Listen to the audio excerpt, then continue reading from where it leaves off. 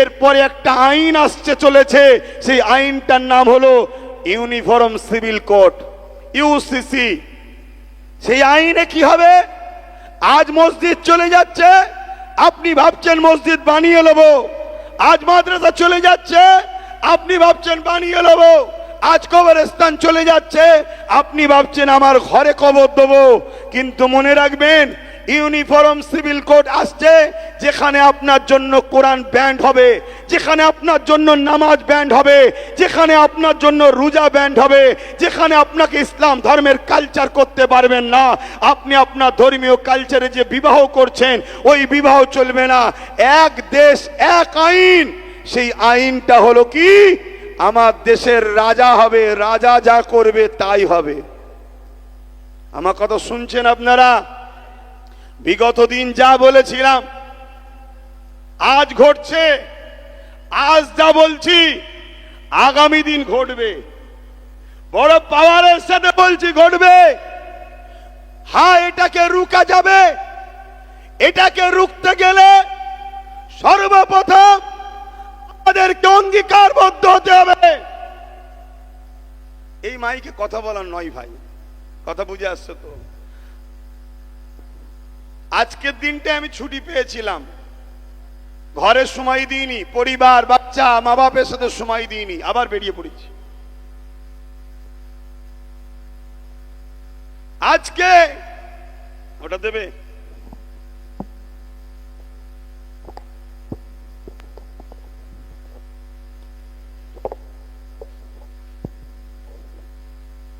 আমি জানি না আমার এই ভাই কি আমি দোষারোপ করছি না, হতে পারে ইলেকট্রনিক্স জিনিস, আবার পানি হয়েছে, কিন্তু এটাও চলছে সমাজে। প্রশাসন থেকে চাপ দেওয়া হচ্ছে। আমি এখানকার কথা বলছি না, অনেক জায়গায় চলছে। কারণ এখানের প্রশাসন, দত্তপুকুর থানা, আমার জানা মতে সর্বসময় কিন্তু আমাদের সঙ্গে মানববন্ধন, মানবতার এবং সংবিধানের ডায়েরির মধ্যে থেকেই কাজ করছে। আমরা বিগত দিন থেকে দেখে আসছি। এইটুকু আমি বলতে বাধ্য হব, কেন তারা করেছে, কথা বুঝে আসছে। কিন্তু অনেক জায়গায় চলছে এই ঘটনা। তো ভাই, এই ইউসিসি কেও বন্ধ করা যাবে, সবটাই সমস্যা সমাধান হবে। আমাদেরকে তার জন্য কয়েকটা কাজ করতে হবে। প্রথম নম্বর কাজ হলো, আমরা যেমন দৈনিক খাই, আমরা বুঝতে পেরেছি না খেলে বাঁচব না। আমাদের প্রতিজ্ঞাবদ্ধ হতে হবে, জীবন দিয়ে হলো সংবিধান বিরোধী কালা কানুন ওয়াকফকে বাঁচাবো আমরা। এই আইনকে আমরা কোনোভাবে লাগু হতে দেব না। এই অঙ্গীকারবদ্ধ আপনারা হতে পারবেন? আমার আওয়াজ বুঝছেন আপনারা? এই অঙ্গীকারবদ্ধ হতে পারবেন? যেমন দুপুরে আপনারা খান প্রতিদিন আপনার মাথায় একটা চিন্তাকে রাখতেই হবে যে আমরা অঙ্গীকারবদ্ধ হচ্ছি। আজ খিলকাপুর মাঠ থেকে হাত তুলে অঙ্গীকারবদ্ধ হব। আপনারা রাজি আছেন? সেই অঙ্গীকার এটাই হবে, হাত তুলে সাক্ষী দেন যে আমরা প্রতিদিন যেখানেই থাকি অঙ্গীকার করছি এই ওয়াকফ কালা কানুনকে বাতিল করতে গিয়ে যদি আমাদের জীবন লাগে, আমরা জীবন দিতে প্রস্তুত। আমাদের যদি প্রয়োজন হয় কারো বিরুদ্ধে যুদ্ধ করতে, আমরা যুদ্ধ করতে প্রস্তুত আছি, রাজি আছে।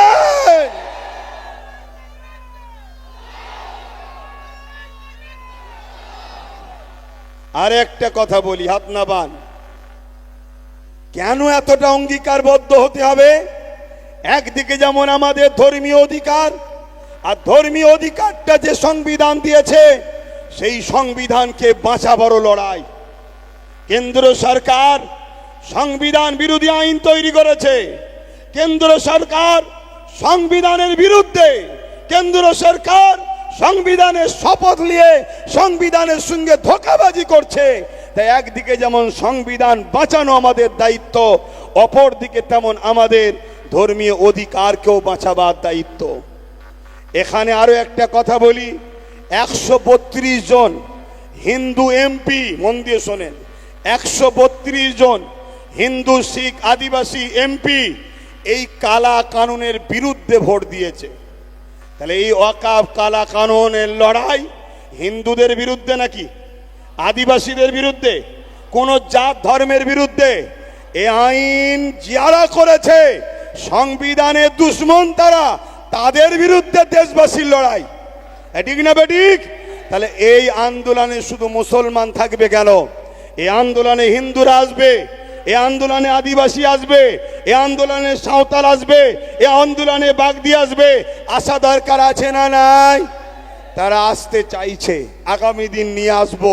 তবে আপনাদের ঘরে মুক্তাদায়ে হাল বুঝতে হয়, মুক্তাদায়ে হাল বুঝতে হয়। সেই হালটা কি? আজ যেমন ধর্মীয় সবাই রয়েছি, স্লোগান দিচ্ছেন নরের তকবীর আল্লাহ আকবার, ঠিক আছে, কিন্তু যখন সর্বে ধর্মের মানুষ থাকবে সেখানে নরের তকবীর আল্লাহ আকবার, এটা কি আপনার ইসলাম কি বলছে নাকি? মুক্তাদে হাল ইসলাম বলেছে না বলেনি? তাহলে সেখানে আমাদের হবে কি? ভারতবর্ষ জিন্দাবাদ, সংবিধান জিন্দাবাদ। আর হাততালি যদি দিতে মন যায়, আমরা হাততালিটা একটু অন্য স্টাইলে দেবো। আমরা ওই পুরুষও নয়, স্ত্রীও নয়, আর একটা যে লিঙ্গ আছে তাদের মতো হাততালি দেবো না। আমরা হাততালি দেবো এরকম, মনে থাকবে? সবাই দিন, সবাই দিন, সবাই দিন। আমি দলিল দিচ্ছি, হাদিসে আছে, দিন। এবার শুনেলেন, কালচার শিখুন। আমার নবী পাক সাল্লাল্লাহু আলাইহি ওয়াসাল্লাম নামাজে ইমামতি করছেন, উলামারা রয়েছেন।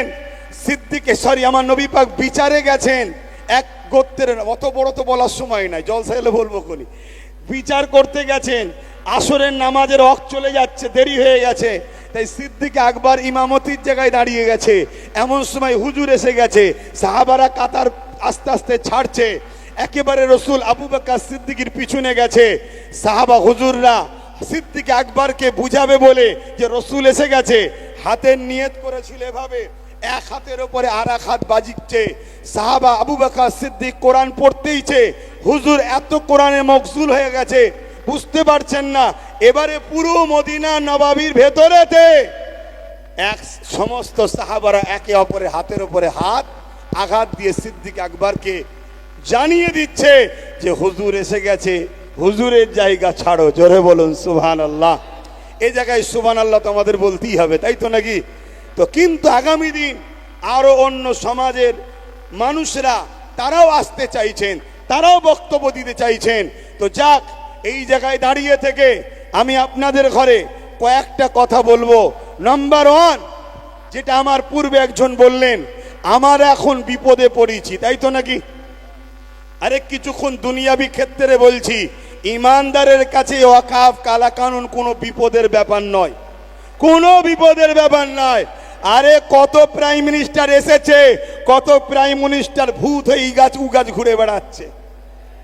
এটা আমার বিশ্বাস নয়, তাদের বিশ্বাস। শুনছেন তো নাকি? অতএব এটা কোনো ব্যাপারই নয়। এ সমস্যার সমাধান অবশ্যই হবে। কিন্তু আমি বলতে চাইছি, যারা আমাদের দরদি সেজে আছে, কেন্দ্র সরকার তো প্রকাশ্য আমাদের দুশ্মনী, সে আমাদের ক্ষতি করছে, এটা আমরা সবাই তো জানি। কিন্তু মনে রাখবেন, যারা আমাদের দরদি সেজে আছে, সে লাল হোক, ব্লু হোক, কালো হোক, সবুজ হোক, যেই হোক, সবাইকে আমাদের এই সময় পরীক্ষা করা দরকার যে আমাদের বিপদে, আমাদের ওয়াকাফ নিয়ে, আমাদের মসজিদ নিয়ে, আমাদের কবরস্থান নিয়ে কারা কারা লড়াই করছে, কারা কারা আন্দোলন করছে, একটু দেখা দরকার আছে না নাই? তাই আগামী দিন তোমরা যদি বিরিয়ানি খাওয়ার জন্য সবুজ সাদা কালো লাল গেরুয়া এক জায়গায় হতে পারো, তাহলে সংবিধানকে বাঁচাবার জন্য, ওয়াকাফকে বাঁচাবার জন্য আহলে সুন্নাত ওয়াল জামাতের ডাকে সব কটাকে এক জায়গায় আসতে হবে। কি বলছেন? ডাকা দরকার আছে না নাই?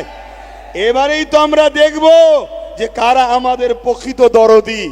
তো যাক, এই ওয়াকাফ কালা কানুন এত ভয়ঙ্কর কানুন, মনে রাখবেন, আপনার ওই ঐতিহ্যময় হাজার হাজারের বছরের মসজিদ, আপনার হাজার হাজার বছরের মাদ্রাসা, আপনার ওই কবরস্থান, আপনার ওই ঈদগাহ, আপনার ওই খানকা, কিছুই থাকবে না। এগুলোকে সব বোলডুজার দিয়ে ভেঙে কেন্দ্র সরকার চাইছে পুঁজিপতিদের হাতে তুলে দেবে। এটা আমার পূর্বে সবাই আলোচনা করছে। আমি সময়ের দিকে খেয়াল করে, আর বিশেষ করে এই মাইকে কথা বলতে কষ্ট হচ্ছে, আমি শুধু 3টে পয়েন্ট বলবো। এই ওয়াকফ কালা কানুন সত্যি কারা বাতিল করাতে চান একটু হাত তুলে দেখান। সত্যি চান আপনারা? সত্যি চান? সত্যি চান? হাত নামান। আমি 3টে পয়েন্ট বলছি, এই 3টে পয়েন্টকে আপনারা মাথায় রাখুন। এই 3টে পয়েন্ট ছাড়া চতুর্থ কোনো পয়েন্ট থাকলে আমাকে বলবেন, আমি সেটা আগামী দিন প্রচার করব। এই 3টে পয়েন্ট ছাড়া এটাকে বাঁচানো কখনো সম্ভব নয়। নাম্বার 1, যে ক্ষমতা দ্বারা আইন তৈরি করছে। নাম্বার 1, কোনো জিনিস যখন আইন হয়ে যায়, কোনো জিনিস যখন আইন হয়ে যায় ওটাকে আইনের অস্ত্র দিয়ে কাটতে হবে। তাই আমাদেরকে লোকসভা রাজ্যসভায় যখন এটা আইন হয়ে গেছে, এটাকে কাটার উপায় একমাত্র রয়েছে এখন সুপ্রিম কোর্ট। সুপ্রিম কোর্টকে আমরা সম্মান করি, সুপ্রিম কোর্টকে আমরা ভালোবাসি, কিন্তু সুপ্রিম কোর্টে যিনারা বিচার করে তেনারা মানুষই তো নাকি? জোরে বলুন। কেন এই সুপ্রিম কোর্ট থেকেই একটা বার আইন বেরিয়েছিল, রায় বেরিয়েছিল কি, আস্থার ওপরে বাবরি মসজিদে থাকার পরও, বাবরি মসজিদ প্রমাণ হওয়ার পরও বাবরি মসজিদকে কিন্তু আমরা ফিরে পাইনি। কেন? সুপ্রিম কোর্ট আস্থার ওপরে ফাইসাল্লা দিয়েছিল। তাহলে শুধু সুপ্রিম কোর্টের ওপরে ভরসা বিশ্বাস রাখবো ঠিকই, কিন্তু তারা বিচারক মানুষ। তাই পাশাপাশি ওখানে যেমন লড়াই হবে আইনের রাস্তায়, আমাদেরকে দ্বিতীয় অপশনটাও চলে আসতে হবে। সেটা হলো কি, গণ আন্দোলন বাড়াতে হবে। শুনছেন তো নাকি? কিন্তু আপনারা যদি মনে করেন বর্ষা হচ্ছে, পানি হচ্ছে, রোদ হচ্ছে, ঝড় হচ্ছে, কাজ রয়েছে, টোটো চালাতে হবে, দিন মজুরি করতে হবে, ভ্যান চালাতে হবে, মনে রাখবেন এই ভারতবর্ষে গত পরশুদিন এই ভারতবর্ষের সম্ভবত উত্তরপ্রদেশে 50 বছরের বসবাস করা জায়গা তিল তিল করে ঘর বাড়ি মসজিদ তৈরি করেছে, একতলা দুতলা করে গরিবরা তৈরি করেছে। 50 বছর ধরে সেখানে বসবাস করছে। তাদেরকে অবৈধ জায়গা দখল বলে এবং বাংলাদেশি ট্যাগ লাগিয়ে তাদেরকে ভেঙে সব তছনছ করে দিয়েছে। মনে রাখবেন, কাল আপনাদের সঙ্গে এই বিপদ আসতে চলেছে। তাই দেখে শিক্ষা নাও। প্যালেস্টাইনের একজন ইমাম সাহেব খুতবা দিতে উঠে 2 মিনিট খুতবা দিয়ে খুতবা বন্ধ করে দিয়েছিল। 2 মিনিট। কি বলেছিল? এ জাতির কাছে আমি কি খুতবা দেব, যে জাতির চোখের সামনে 40,000 বাচ্চা ছেলে খুন হলো, যে জাতির চোখের সামনে 70 থেকে 80,000 মানুষ ইনজোর হলো, এবং যে জাতির সামনে 20 লক্ষ মুসলমান ঘর বাড়ি শেষ হয়ে গেল, সে জাতি যদি এখনো ঘুমোয়, সে জাতির কাছে আমি কি বক্তব্য দেব? বলে নেবে বললেন। তাহলে কালকে আমাকেও বলতে হবে এ জাতির কাছে কি বক্তব্য দেব?